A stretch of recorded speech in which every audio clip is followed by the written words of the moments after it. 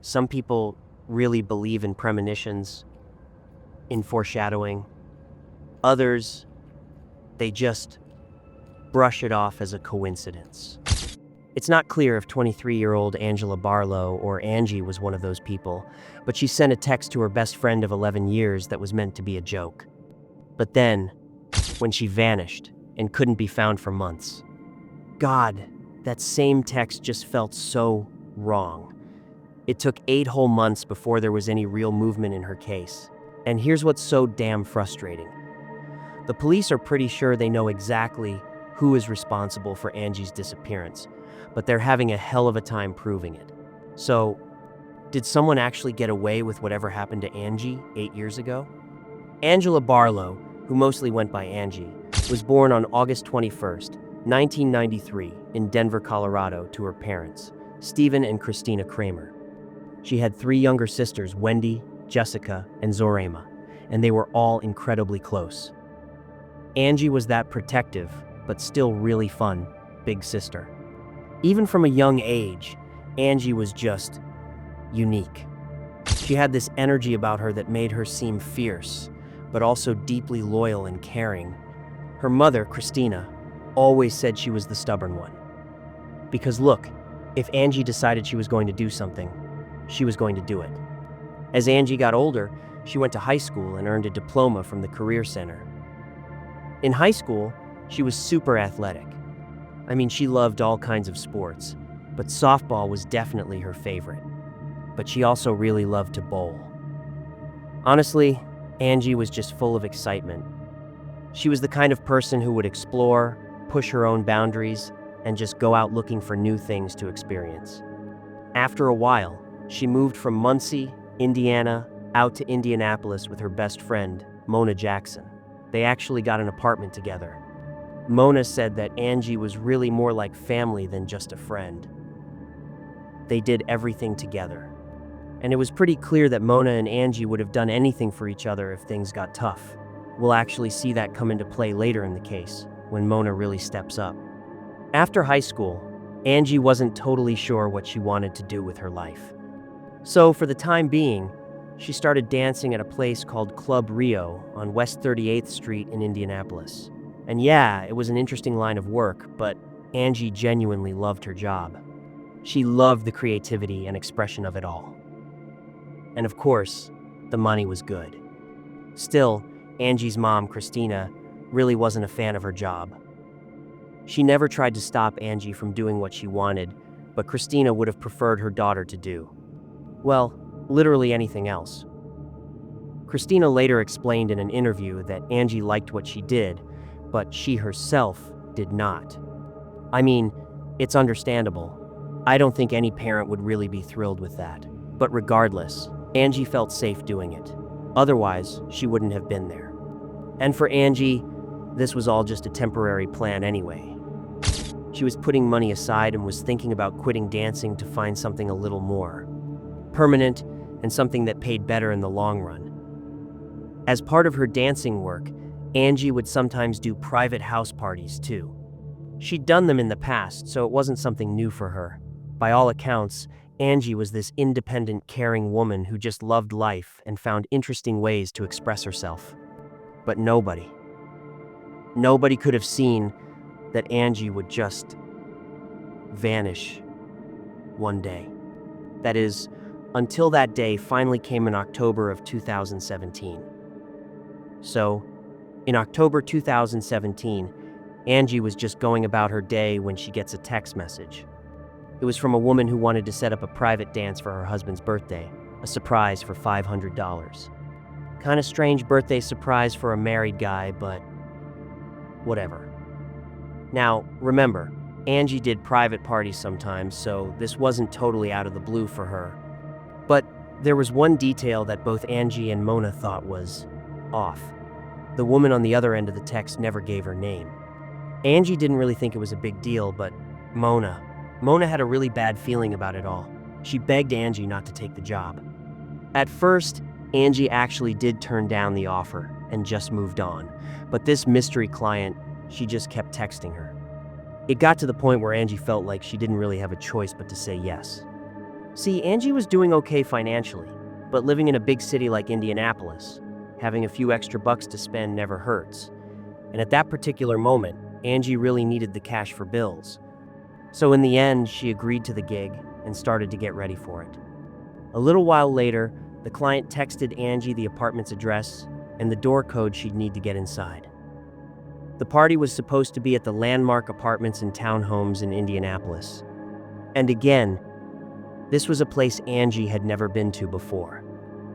The person booking the job had a specific request for Angie's attire. She was to wear black and red lingerie. On October 26th, with Halloween just 5 days away, Angie was in the middle of her preparations for the evening. She had a strict safety protocol for private parties, which involved sending her best friend Mona the location details. True to form, she texted Mona both the street address and the building's door code. This was their standard procedure. By looping Mona in, Angie ensured a trusted friend was always aware of her whereabouts. Just before heading out, with everything ready to go, she sent Mona one last message. The text was a dark joke that would later turn haunting, saying something to the effect of, "I'm at this house party now, here's the info in case I go missing," followed by a casual LOL. In any other context, you'd dismiss it as a throwaway joke between friends. Tragically, though, it marked the final exchange Mona would ever have with Angie. A couple of hours ticked by until, at about 1:15 p.m, Angie uploaded a selfie to her Snapchat. Based on the background, it was taken inside the bathroom of the party's location. In the photo, she looked happy and energized, giving no indication of fear or distress. She seemed completely at ease, apparently looking forward to the night's work. But the night passed, and as a new day dawned, there was still no word from Angie. Mona stayed awake, waiting for her to return, but the apartment remained empty. Simultaneously, a sense of dread was building for Angie's mother, Christina. She tried calling her daughter's phone relentlessly, sending a barrage of texts and voicemails that were met with silence. You have to understand, Angie would never abandon Pablo, her little Yorkie. She always, without fail, came home after a gig to take care of him for feeding, for walks, for everything. So when Christina arrived at Angie's apartment to find it empty except for a very anxious Pablo waiting by the door, the alarm bells went off. This was completely unlike Angie. She wasn't someone who would just vanish. Her disappearance plunged her friends and family into a state of deep distress. Mona, now deeply concerned after so many hours of silence, made the decision to drive to the address Angie had sent her. When she got there, she rang the bell, but the apartment was silent. No one came to the door. An overwhelming instinct took over. Fueled by a terrible feeling, Mona found a way over the gate, approached the apartment, and pushed the door open to a deeply unsettling scene. The entire place was eerily quiet and had been completely cleared out, as if scrubbed clean. It was bizarre, and Angie was nowhere to be found. In another part of the city, Christina was already at the police station, officially filing a missing persons report for her 23-year-old daughter. Detectives recognized the immediate red flags in the situation and acted quickly. Christina's insistence that Angie would never forsake her dog for so long convinced them that this was serious. After being provided with Angie's last known location, a police team was dispatched to the apartment complex. Their first move was to pull the security camera recordings, and it didn't take long to find something significant. A camera positioned with a clear view of the apartment's exterior captured Angie's blue Pontiac G6 pulling out of the complex at roughly 3:30 in the morning on October 27th. But there was more. Trailing just behind her was a second, unidentified, dark-colored car. The two vehicles appeared to be in a convoy, leaving the property together. The video quality was poor, and the windows of both cars were tinted, making it impossible to identify either driver, which only compounded the investigators' frustration. The footage suggested one of two scenarios. Either someone was following Angie, or she had left with another person from the party. But if that were the case, why was her phone off? Surely, she would have let Mona or her family know if her plans had changed. Despite the dead ends, the search effort for Angie was massive. Teams conducted searches on the ground while missing person posters went up everywhere. The Barlow family used social media to amplify their pleas for information, but frustratingly, No useful leads emerged. Detectives, meanwhile, focused their energy on identifying the second car from the footage. And get this, while the driver was invisible, a brief moment in the video gave them a clear shot of the license plate. They ran the plate number through their database, and it came back with a match. The vehicle was registered to a woman by the name of Raven Miller. With that piece of information, the police quickly connected another dot. Raven was also the mystery client who had booked the party. The name meant nothing to investigators at first, but it certainly meant something to Angie. The two knew each other, and their history was far from friendly. It turned out Angie had once been involved with a man named Baron McCullough. Their connection began at the club where Angie danced, and it evolved into a short-lived romance that eventually fizzled out. And Raven Miller? She was Baron McCullough's current girlfriend, and she harbored a deep-seated hatred for Angie. Here's the thing that just didn't add up for Angie's friends. She and Raven were not on speaking terms. They weren't even acquaintances, let alone friends. There is absolutely no way Angie would have ever agreed to that party if she had even the slightest suspicion that Raven or Baron were the ones who hired her. She would have turned it down, flat out. But the phone number that contacted her and the address she was given were totally unfamiliar.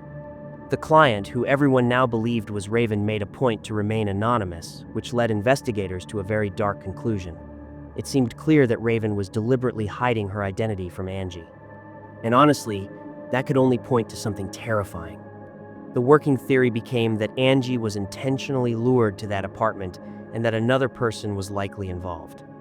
According to Mona, if Angie had seen either Baron or Raven when she arrived, she would have immediately walked away. But she did go inside. She even took happy-looking pictures in the apartment's bathroom. Nothing in her behavior suggested she knew she was in the presence of people she had a serious problem with. So, detectives landed on one deeply disturbing scenario. Baron and Raven had used someone else, a friendly face, to trick Angie into coming inside their apartment. And now, she was gone. With this information taking shape, police brought both Baron and Raven in for questioning. Reportedly, they were completely calm. Their story was that Angie did indeed show up and perform at their apartment, but claimed she left afterwards with some other man they didn't know. This statement just left detectives feeling even more confused, because they knew they had reached a dead end. There was no direct evidence tying Raven or Baron to Angie's disappearance. And even though Raven's car was seen on video following Angie's, investigators couldn't definitively identify who was driving either vehicle. Then, 12 days after Angie vanished, her car was finally located. It had been abandoned about 8 miles from the apartment complex, and for a moment, detectives and Angie's family hoped it would contain something, anything that could lead them to her. But when they arrived at the car's location, that hope just evaporated. Angie's car hadn't just been abandoned, it was severely damaged. It had huge scratches across the front, as if someone had driven it right through a barbed wire fence. One of the headlights was smashed in, there were large dents along the sides, and the inside of the car was an absolute wreck. For Christina, seeing the car in that state was deeply concerning. Not only was Angie an incredibly responsible and safe driver, but she was also meticulous about keeping her car clean. The vehicle was immediately taken in for forensic testing, but police have never publicly stated whether they found any useful evidence inside. After this discovery, the search for Angie pressed on. The Barlow family even posted a $5,000 reward for any credible information. But tragically, no one came forward. The agony that Christina and Angie's sisters were experiencing is almost impossible to imagine. To have your daughter just disappear, to have no idea where she is, and to try and keep hope alive that she might still be out there somewhere, safe, it is mentally and emotionally crushing. But from this point, the case only got more bizarre. 4 months after Angie went missing, Christina received a phone call. The call came from the same number that had been used to hire Angie for the party, and when Christina answered, it was Raven Miller. During this call, Raven claimed that she and Angie had a conversation on the night she disappeared. When Christina asked what they talked about, Raven's answer was just haunting. She told Christina that Angie is not coming back. What did that even mean? Christina was left horrified and completely confused. Was Angie dead? Why would Raven say that? And what was with the conviction, the sass in her voice? As if that wasn't suspicious enough, Raven and Barron then moved away from Indianapolis and relocated to Arizona. If anything, that just makes them look guiltier. But even then, police still had no hard evidence to hold them responsible for Angie's disappearance, which is just so frustrating. 7 long months passed.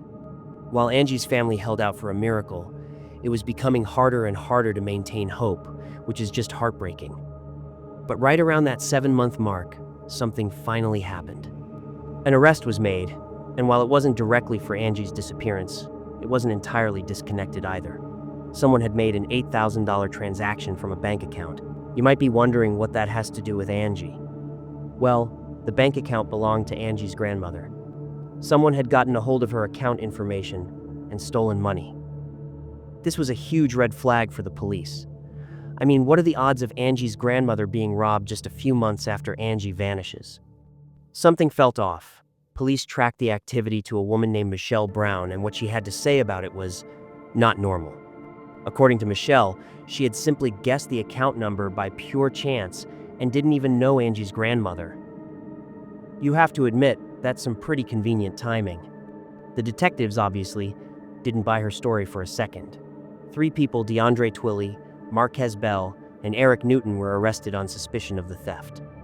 Now, all of this was still technically unrelated to Angie's disappearance, or maybe it wasn't. Investigators had a strong feeling that some or all of the people arrested for the theft might have also been involved in luring Angie to that party. But they had to put that theory on the back burner, because about a month later, a crucial phone call came in. The caller was an anonymous tipster who claimed to know a location where Angie could, and I quote, possibly be found. The news filled the police and Angie's family with a familiar, sickening mix of hope and dread. Christina held onto the thought that this would be it, that they were finally going to find Angie alive. The tip pointed them to the backyard of a house that had been vacant for a very long time. And get this, the location was nearly 10 miles from where Angie was last seen, in the 5300 block of East 43rd Street on the northeast side of Indianapolis. The property was soon swarming with CSI teams and cadaver dogs, and the police were bracing themselves for what they might find. When the dogs alerted their handlers to a specific spot in the yard, they began to dig. After digging down a couple of feet, their shovels hit something. It was an absolutely horrific discovery. The remains of a woman were unearthed from a shallow grave. Even without a formal identification, the investigators had a haunting feeling they knew who it was. The body was decomposed, but there were still recognizable tattoos on some areas. That's when detectives knew they had to bring Christina in to help identify the body. When Christina received that fateful call from the police, she was initially hopeful. But the moment she heard the words coroner's office and identifying a body, her heart just sank. It's the phone call that every single parent fears. Still, Christina went to the coroner's office the following day, looking at the photographs of the body, and specifically the tattoos. Christina positively identified the remains as her 23-year-old daughter, Angie. To say this was an earth-shattering moment for her is a profound understatement. Christina has said that she can't get those horrifying images out of her head. She sees them whenever she closes her eyes, a constant, brutal reminder that her independent, stubborn, and deeply kind daughter is gone. On July 2nd, 2017, Angie's funeral was held in Muncie, Indiana. Her friends and family gathered to support the Barlows and to say their final goodbyes. The family went above and beyond for her burial. Christina knew this was the last thing she could ever do for Angie. She would never get to see her daughter plan a wedding, never get to spoil her grandchildren, never get to celebrate another birthday or another achievement. So this funeral, this was their one chance to give Angie everything she would have ever wanted, even though she wasn't there to see it herself. It's just heartbreaking. It's bad enough that they lost Angie, but what makes it so much worse is that the person or people who did this to her are still walking free. Police are confident they know who is responsible, but they haven't been charged. Cases like this are just so difficult to process, because without hard evidence, you can't get a conviction. But it's impossible not to be suspicious of Raven and Barron, their behavior after Angie vanished, and that chilling phone call from Raven to Christina, it's just too unsettling to be a coincidence. I mean, that conversation was just beyond cruel. It's been 8 years now since Angie disappeared, and still, no one has been arrested in her case. Raven has since moved on with her life. She's now a so-called rapper who performs under the name Bonnie Drip. And in January of 2022, she released a song titled Dalla Fo Dalla. What caught the attention of the Barlow family and the internet were some of the infuriating lyrics. In the song, Raven raps a line that says she's now smoking on this Barlow. Online sleuths and supporters of the family believe this is a direct, mocking reference to Angie's death. We don't know if detectives are officially looking into this, but it's disturbing either way. The deliberate choice to use the name Barlow in a song like that is, to say the least, chilling. Angie's case got a lot of media attention, and in 2020, a woman named Lauren Van Sickle from the Crime Pursuit podcast became invested after learning about it on Facebook. Since then, she's made it her mission to keep Angie's story in the public eye. It just goes to show you how powerful social media can be for raising awareness for cases like Angie's. I just hope her killer or killers are one day held accountable so her family can finally get some measure of peace. Angie's sisters think about her every single day. Zarima, her youngest sister, still sleeps with a stuffed owl that Angie gave her. She named it Angie. It's her most prized possession because it's the last gift she ever received from her big sister before she was so tragically taken. The case of Angela Barlow is still open, and the Indianapolis PD says they are still actively investigating leads. The case of Angela Barlow is a heart-wrenching example of how a seemingly normal transaction can turn into an unspeakable tragedy. 8 years have passed since that terrible October night, and while her family has found her and given her a proper goodbye, the justice they so desperately seek remains out of reach. It is a story that proves the immense power of circumstantial evidence and the equal frustration of a legal system that requires more than just suspicion. For the Barlow family, the pain of losing Angie is compounded by the knowledge that her suspected killers are still free. The phone call from Raven Miller to Christina, the chilling, unprovoked admission that Angie is not coming back, is as close as they have come to a confession. The relocation of Raven and Barron to Arizona and the shockingly brazen lyrics in Raven's song are all details that scream of guilt. But in a courtroom, a detective's strong hunch or a family's intuition is not enough. You need physical evidence, a clear motive that can be proven beyond a reasonable doubt, and a direct link to the crime. In Angie's case, every piece of evidence, from the cleared-out apartment to the damaged car, was deliberately scrubbed clean. Her body, found months later, offered little in the way of forensic clues. The police may be confident they know who did it, but until they can put all the pieces together with concrete proof, the case of Angela Barlow remains open, and the people responsible continue to live their lives, free of consequences.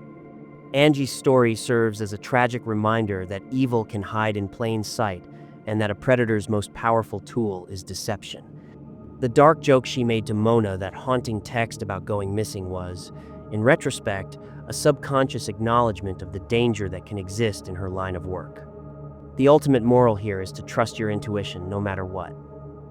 Mona had a bad feeling from the beginning, but she brushed it aside when Angie was pushed to accept the job. The client's anonymity was a major red flag that was overlooked. In a world where so much is handled online and through texts, people who intend to do harm know that they can use a fake name or a burner phone to hide in the shadows.